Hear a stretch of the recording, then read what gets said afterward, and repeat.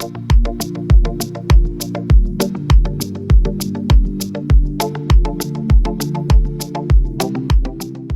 nombre es Luciano Delgado Plasencia, profesor asociado del Departamento de Cirugía, que junto con el doctor Ángel Carrillo Payares hemos elaborado lo que es el tema de obstrucción intestinal para este curso académico.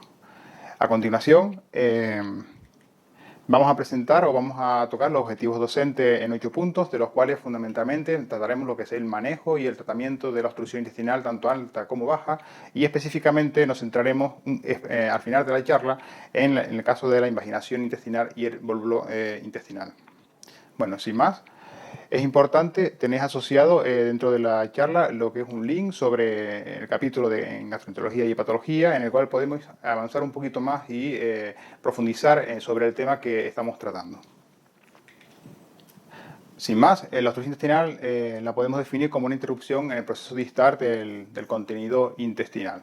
Podemos dividirla en dos tipos, en tipo alto, obstrucción intestinal alta o intestinal baja. A diferencia de la hemorragia digestiva alta, en el cual sí se establece una zona de diferenciación, que es el ángulo de Trace de hemorragia digestiva alta y baja, no existe una clara especificación en localización diferencial entre lo que es la obstrucción intestinal alta y baja. Normalmente se suele decir que aquellas que son por encima de la válvula y el secar suelen ser obstrucciones intestinales altas y por debajo suelen ser obstrucción intestinal baja. Según el mecanismo podemos diferenciar dentro de la obstrucción intestinal dos tipos. Las mecánicas, que son las que podemos observar cuando se produce, por ejemplo, por una hernia interna, o las no mecánicas, también llamadas o dichas como paralíticas o adinámicas. A su vez, podemos decir que la obstrucción intestinal puede ser dos tipos: completa, con la cual no hay un paso absoluto, no hay ningún tipo de paso de líquido ni de aire hacia los tramos distales de la obstrucción, o bien puede ser incompleta, en el cual podemos tener un paso de aire, pero sin que exista un avance, por ejemplo, de contenido líquido intestinal. Las causas de obstrucción de intestino delgado, dentro de las mecánicas, las podemos tipificar en 3 grupos. Pueden ser de origen de causas extraluminales, causas intramurales y causas intraluminales. Antiguamente, a principios del siglo XX, las más frecuentes eran secundarias a las hernias, puesto que eran patologías que normalmente no se solían intervenir. Hoy en día eso ha cambiado y suele ser la causa más frecuente las adherencias por secundarias a intervenciones quirúrgicas previas. En cuanto a las causas de obstrucción de intestino grueso, las podemos también dividir en 3 partes. Aquellas que se producen por una obstrucción dentro de la luz del intestino, porque tenemos una patología en la pared del intestinal, o bien porque existe una patología extraluminar muy poco frecuente, como pueden ser, por ejemplo, adherencias y hernias, y aquí sí podemos incluir el caso del volvulo intestinal, como lo veremos al final de la charla.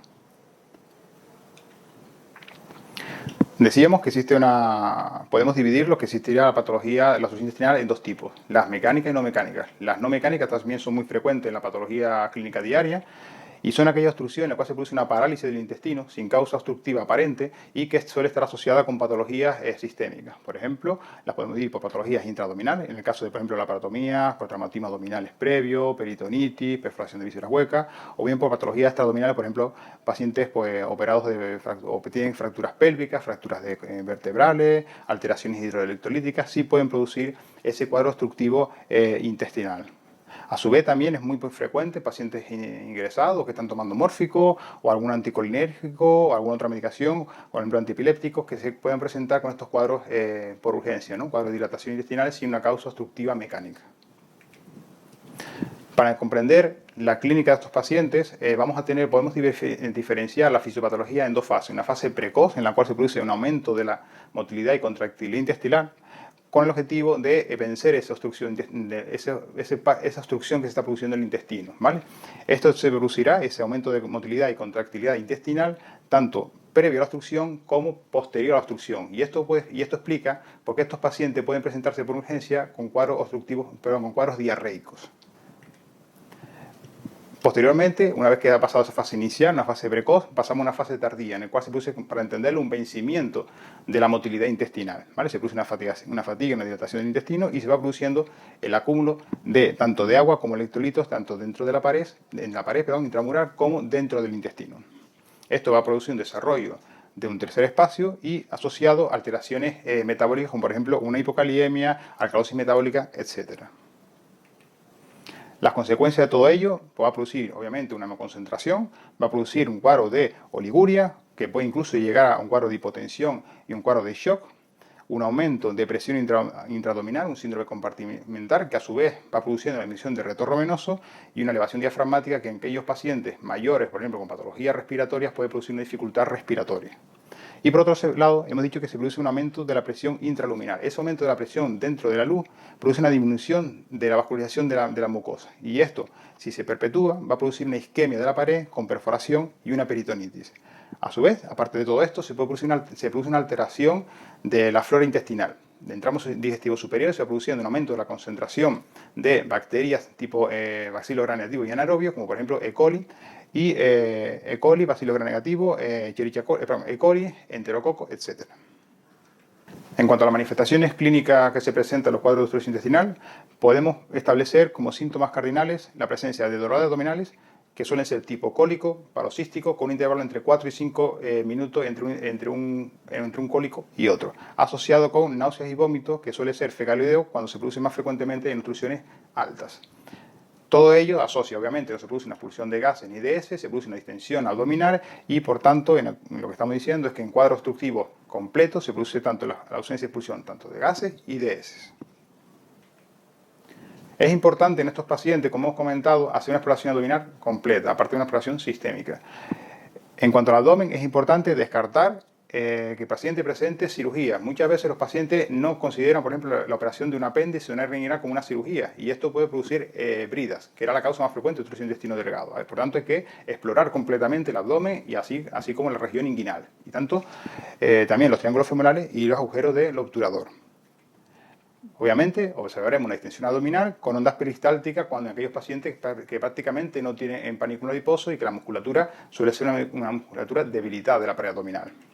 Veremos si lo asociamos con la fisiopatología que presentaban estos pacientes. Inicialmente, la fase inicial es un aumento de los ruidos intestinales que asocia peristalsis vigorosa y da lugar a lo que es el borborismo, que es sensación de aire líquido dentro del intestino en el movimiento, y en la fase más tardía, obviamente, no encontraremos o serán mínimos los ruidos intestinales. Por tanto, también es importante el examen rectal. En todo paciente con obstrucción intestinal hay que hacer un examen rectal porque tenemos que descartar que el paciente presente una masa intraluminal o presente incluso sangre en las heces. En cuanto a la exploración radiológica, las pruebas complementarias, va a ser importante fundamentalmente la radiografía simple abdomen. Hay que hacer siempre una radiografía simple abdomen porque nos va a confirmar la sospecha clínica y nos va a dar una fiabilidad diagnóstica de un 60% en estos pacientes. Va a ser importante dos tipos de radiografía. La posición supina, en la cual podemos observar la dilatación de asas de intestino delgado en pila de moneda sin dilatación de colon, como podemos observar en la primera imagen. Y en la segunda imagen podemos observar la radiografía ortostática, múltiples niveles de aire y líquido a diferentes alturas, que no habla de que hay una relación entre aire y líquido que da esa imagen típica de obstrucción de intestino delgado y en el cual no se ve el colon. También la radiografía de abdomen nos puede explicar, por ejemplo, nos puede mostrar cuál es la causa en pacientes, por ejemplo, con ilios biliares, en lo cual podemos ver que la causa de la obstrucción de intestino delgado es que está ocupado a nivel intraluminar por un cálculo que está produciendo esa dilatación del intestino. En cuanto a la aportación que nos da la radiografía simple de abdomen en el intestino grueso, nos va a dar, por un lado, la localización de la obstrucción y, por otro lado, la causa de obstrucción. Por ejemplo, en esta radiografía podemos observar la típica imagen en café de un cuadro secundario a un volvulo de intestino grueso. Exacto.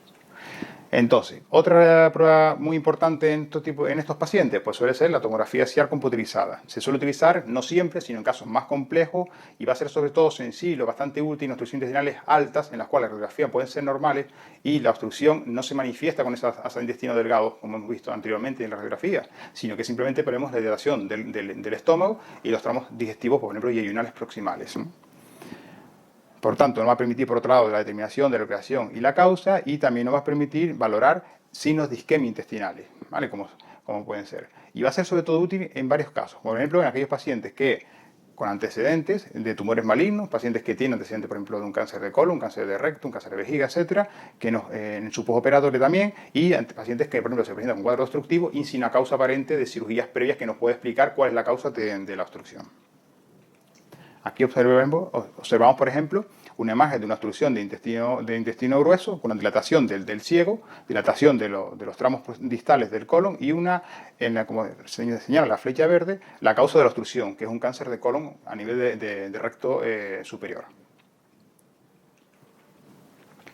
Aportaciones aparte de las radiografías típicas, tenemos por ejemplo el uso del contraste iodo-soluble. Este contraste iodo-soluble consiste en administrar vía oral un contraste de este contraste que nos va a permitir un diagnóstico mucho más preciso del cuadro de obstrucción, tanto en parcial como completa.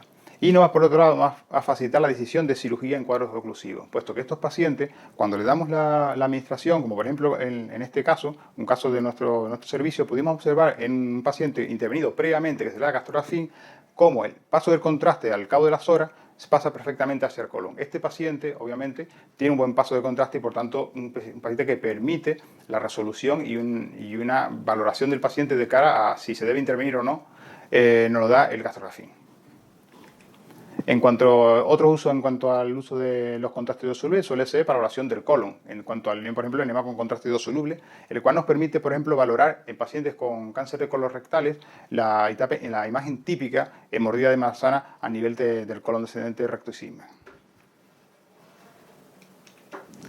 En cuanto al laboratorio, va a ser importante, como decíamos, en las alteraciones hidroelectrolíticas, en esos pacientes que tenemos que se presentan por urgencia, pues hacer una determinación serial de los niveles electrolíticos y cómo se va manejando la mejoría de los niveles de electrolitos. Por otro lado, nos permite valorar el grado de deshidratación del paciente. Va a ser importante en estos pacientes que suelen presentarse con cuadros de distensión y de tercer espacio, de acúmulo de líquido a nivel de tercer espacio, que se presentan con hemoconcentración. A estos pacientes, cuando le inyectamos, le hacemos por vía intravenosa la introducción de líquido con suero, estos pacientes pasan a hemodilución y suele ser porque de base pueden tener de base un cáncer de colon en el cual se ha estado sangrando. Y por otro lado va a ser importante los niveles de leucocitos en sangre porque nos permite una evaluación del sufrimiento intestinal. De todo lo dicho, hay que quedarse una parte importante, y son los signos clásicos de estrangulamiento y que nos debe alarmar a la hora de acelerar el procedimiento quirúrgico que se debe realizar, que son pacientes con taquicardia e hipotensión, fiebre, leucocitosis y aquellos pacientes que presentan con dolor abdominal difuso y sobre todo asociado con defensa y peritonismo. En cuanto al tratamiento, pilares fundamentales, por primera medida, obviamente, el paciente deshidratado, pues solución salina isotónica, hay que hidratar al paciente, normalmente con un Ringer lactato y hay que hacer una monitorización de la diuresis, con sonda de Foley y a su vez asociar la determinación seriada de esa mejoría que se va produciendo en los pacientes, tanto leucocitos, electrolitos y hematocritos que nos pongan alarma y que debemos acelerar el procedimiento quirúrgico si es necesario. En pacientes mayores hemos dicho que hay que tener mucho más cuidado, hay que ser mucho más exquisito y en estos casos incluso puede ser necesario tengamos que poner incluso catéteres venocentral, incluso catéteres de Swan-Ganz para su monitorización. Hay que ampliar, como decíamos, existe una modificación de la flora intestinal con una translocación bacteriana que puede producir un cuadro de septicemia importante, tenemos que usar pues, antibióticos de amplio espectro. La colocación de sonda nasogástrica fundamental en cuadro obstructivo para evitar sobre todo pacientes con broncoaspiración. Y estos pilares fundamentales, estos 6 puntos fundamentales, nos va a permitir una solución de los síntomas y una mejoría del paciente en un 60 y un 85% de los casos. Estos pacientes no hará falta intervenirlos, estos pacientes con el manejo conservador pues irán bien y se irán para casa y se seguirán en consulta. Pero siempre hay que tener en cuenta que tenemos que tener siempre en mente que el intestino delgado a lo mejor acaba en quirófano, o sea, habrá que operar al paciente. En ese 25, ese 15% de los pacientes pues habrá que intervenirlo, ¿vale? Puesto que estos pacientes evolucionan a una isquemia y una perforación intestinal. El tiempo de espera que normalmente solemos esperar suele ser en torno a un poquito más de entre 12 y 24 horas. Se ha observado en estudios retrospectivos que esperar más de 24 horas de cirugía en pacientes con obstrucciones intestinales pues va a incrementar las complicaciones postoperatorias e incluso la mortalidad de los pacientes. Y la naturaleza obviamente, el tratamiento quirúrgico va a estar dictado por cuál es la causa que está produciendo el cuadro obstructivo. En caso de hernias inguinales, pues obviamente habrá que operar la hernia, en caso de brida, pues la parotomía y liberación de la asa intestinal. Y ahora vamos a plantear la segunda parte de la charla, y es dos patologías específicas, como por un lado la imaginación intestinal y el vólvulo. La imaginación intestinal suele ser el deslizamiento de un segmento de intestino y su meso dentro de otro asa. La localización más frecuente suele ser a nivel ileocólico o ilioileocólico. Lo más frecuente los ileocólicos. Suele ser más frecuente, la causa más frecuente de obstrucciones intestinales en lactante, entre los 8 y 12 meses y más frecuente en los varones, una relación de 4:1 frente al sexo femenino. La causa más frecuente en los niños suele ser pues, hipertrofia de la placa de Peyer, ¿no? Mecanismos inflamatorios de los ganglios. Sin embargo, sí que en los varones, cuando se presentan en los adultos, tenemos que descartar siempre que haya una causa de base como puede ser, por ejemplo, un linfoma, un pólipo, incluso un cáncer a nivel del intestino delgado que está produciendo ese cuadro obstructivo que produce ese stop y ese deslizamiento de un asa frente al otro. Las manifestaciones clínicas, pues como todo cuadro obstructivo, va a producir dolores tipo cólico, junto con vómitos intermitentes, y en los niños, pues incluso por la lesión de la mucosa del intestino delgado, se puede producir las heces en forma de jalea de grosella, una mucosa, unas heces medio pastosas rojizas. En cuanto a las pruebas radiológicas a utilizar, va a ser fundamental la ecografía de abdomen. Hay dos signos clásicos que hay que entender, que hay que conocer, que son los signos, según pongamos el traductor del ecógrafo, va a ser el signo de la diana, o también signo de la escarapela, o el signo de pseudorriñón. En cuanto a otras pruebas a realizar, son la radiografía simple de abdomen, como todo cuadro obstructivo, y otras pruebas complementarias que podemos utilizar suele ser el estudio contrastado de colon con aire, ovario, o el escáner en estos pacientes. Va a ser importante el enema con aire, puesto que es el método preferido de diagnóstico y de tratamiento. Estaba contraindicado fundamentalmente en pacientes que presentan peritonitis. En estos casos no se puede hacer porque si producimos una manipulación de la zona, se va a producir la perforación del intestino y por tanto se va a producir la diseminación de contenido intestinal a la cavidad abdominal. Tiene una tasa de éxito entre un 60 y 90% y la frecuencia de recurrencia en estos pacientes suele ser de un 5% de los casos. Estableceremos el uso o el papel de la cirugía en aquellos casos, pues obviamente, en donde se produce un fracaso de la reducción con el enema. Y para finalizar vamos a hablar del lóbulo intestinal. El lóbulo intestinal pues, consiste en la torsión o en la rotación del intestino sobre su eje mesentérico. Y va a producir un cuadro típico de obstrucción intestinal de asa cerrada, así, un asa en el cual se cierran dos puntos y se produce la dilatación dentro de esos dos puntos. Puede evolucionar, obviamente, como todo cuadro de obstrucción en asa cerrada, pues una gangrena del intestino. Suele ser más frecuente en ancianos con estreñimiento crónico de ólico-megacolon, que suele ser los casos que normalmente solemos tener en nuestro entorno, y va a ser la causa del menos 10% de los cuadros de obstrucciones colónicas, siendo más frecuentes pues, en África, en la zona de Oriente y Sudamérica. La localización más frecuente del lóbulo intestinal pues, puede ser en todo el colon, pero sí que es más frecuente pues, en la zona del sima, entre un 43 y un 71% de los casos. Las características, como hemos comentado, en nuestro medio, la más frecuente suelen ser en varones ancianos, que normalmente suelen asociarse con comorbilidades asociadas. Por ejemplo, pacientes con enfermedad de Parkinson o deterioros neurológicos suelen presentarse por urgencia con estos cuadros obstructivos. Y en los pacientes jóvenes sí que es asociado pues, con dos enfermedades, con la enfermedad de Hirschsprung y con la enfermedad de Chagas. La etiopatogenia parece que está relacionado por un lado, con la elongación del colon, ¿vale? Puede ser laxo, una elongación del colon produce la facilidad de que rote sobre el intestino grueso sobre sí mismo y por otro lado con el aumento del consumo de fibra. En cuanto al diagnóstico, como en todo cuadro obstructivo, veremos una distensión abdominal, fundamentalmente, y por otro lado, al hacer el tacto rectal, pues encontraremos una ampolla rectal vacía. Y en cuanto a la radiografía de abdomen, va a ser muy útil porque, como decíamos anteriormente, nos va a permitir, por ejemplo, ver la típica imagen en grano de café o también llamada imagen en omega. En el cual se produce el eje de dilatación del colon, pues se produce hacia el cuadrante superior derecho. Va a ser útil también el enema con contraste de Solvay porque da para la típica imagen en pico de pájaro. Al introducir contraste por vía rectal se produce un stop a nivel distal en el cual no se produce la progresión del contraste hacia tramos más proximales. Y en cuanto al uso de la rectosigmoidoscopia o la colonoscopia, pues sí va a ser útil, sobre todo porque nos va a permitir ver en una zona de stop que somos capaces de vencerlo con la colonoscopia, por tanto va a ser terapéutica y nos va a facilitar que el intestino se vacíe y evitar ese enrollamiento como se presenta en este tipo de pacientes y por tanto posteriormente valorar si el paciente precisa o no procedimiento quirúrgico electivo. En cuanto a la presentación clínica, lo más importante, dolor abdominal, distensión. Va a ser importante descartar la medicación psicótropa, es decir, pacientes, decíamos en nuestro medio, pacientes mayores con enfermedad de Parkinson, pacientes que utilizan medicaciones en los cuales los niveles neurológicos y la sensación de dolor suele estar alterados, pues en estos pacientes se puede presentar por urgencia sin dolor y pueden tener signos ya de isquemia. Aparte, tenemos ausencia de emisión y de gases y como decíamos, como toda asa cerrada, puede evolucionar pues, a una perforación secundaria, a una isquemia de la pared intestinal y de la gangrena del mismo. Y sí es frecuente ver estos pacientes que suelen presentar cuadros suboclusivos intestinales autolimitados, es decir, se presentan con cuadros de distensión que se resuelven o bien espontáneamente o bien con manejo de sondas rectales o espontáneamente, pero sí que se presentan cada cierto tiempo por urgencia.